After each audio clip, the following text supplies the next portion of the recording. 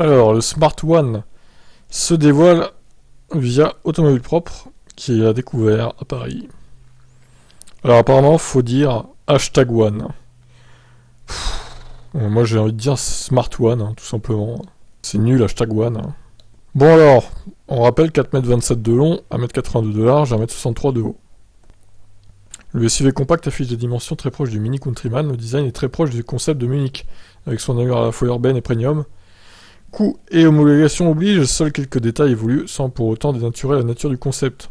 Exit les parties antagonistes et l'éclairage avant tout en finesse, les feux avant sont en effet un peu plus épais et le pare-choc accueille des ouvertures sur les côtés.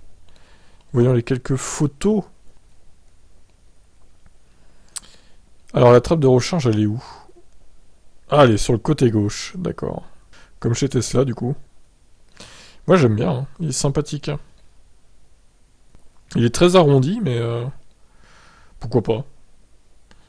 Alors ensuite, le One monte en gamme avec ses formes subtilement arrondies et ses surfaces vitrées qui font tout le tout du véhicule. Coiffé d'un pavillon flottant avec toit panoramique, le SUV conserve ses poignées affleurantes et ses jantes 19 pouces. Plateforme électrique et porte-à-faux contribuent à donner une allure valorisante au véhicule. À l'arrière, la signature lumineuse n'est pas sans rappeler les récents modèles électriques de Mercedes. Un petit air de famille plutôt chic et réussi.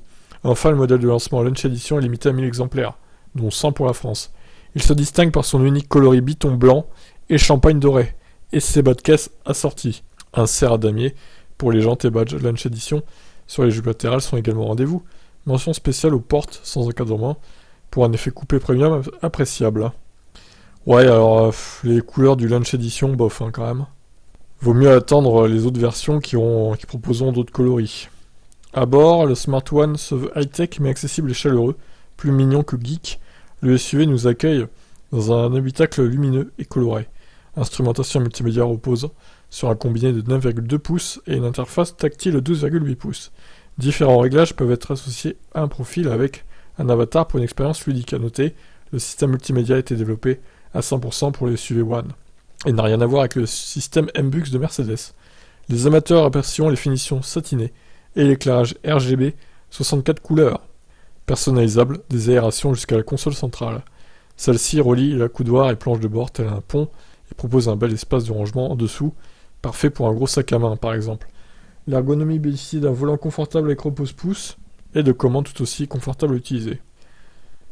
Il n'y a pas de palette pour la régénération, visiblement les écrans sont un peu petits je trouve, même si la résolution a l'air correcte.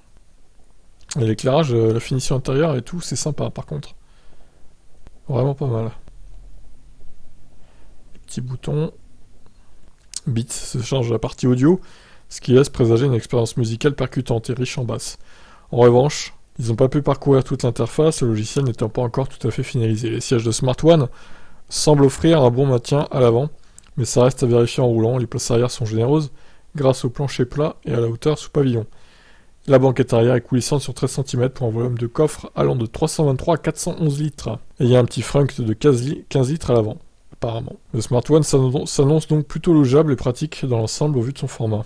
Le tout avec des finitions et assemblage impeccable, sans oublier les damiers sur toit panoramique et serré ainsi que la plaque One of 1000 de cette Launch Edition. Alors le moteur 272 chevaux, c'est puissant hein, quand même, c'est très puissant pour un petit SUV comme ça là. C'est 68 chevaux de plus qu'un Kona ou un Niro quand même. L'accélération, ça va être en moins de... ça va être 6 secondes, je pense, 0 à 100. Un truc comme ça. Une puissance confortable et digne du positionnement du véhicule. La batterie sera de 66 kWh, l'autonomie entre 420 et 440 km. Charge rapide 150 kW. Chargeur AC jusqu'à 22. C'est très bien aussi ça. Par contre, je doute que ce soit sur toutes les finitions, hein, la charge rapide à ce point-là. Et la charge courant alternatif, je doute que ce soit 22 pour toutes les finitions. Mais bon, on en reparlera. Pour info, Smart annonce une recharge de 10 à 80% en 30 minutes. Ok, bon, le 150 kW doit pas rester très longtemps, mais bon. Le SUV électrique est valorisant, empattement long de 2,75 m, joliment doté, mais aussi, surtout, conforme au concept car. Vous ne serez pas déçu si vous avez été séduit par celui de Munich. Le One arrive en 3 finitions, Pro Plus, Premium et Launch Edition. Les modèles hors Launch Edition pourront être personnalisés avec différentes combinaisons de couleurs, pour le toit et la carrosserie d'ailleurs.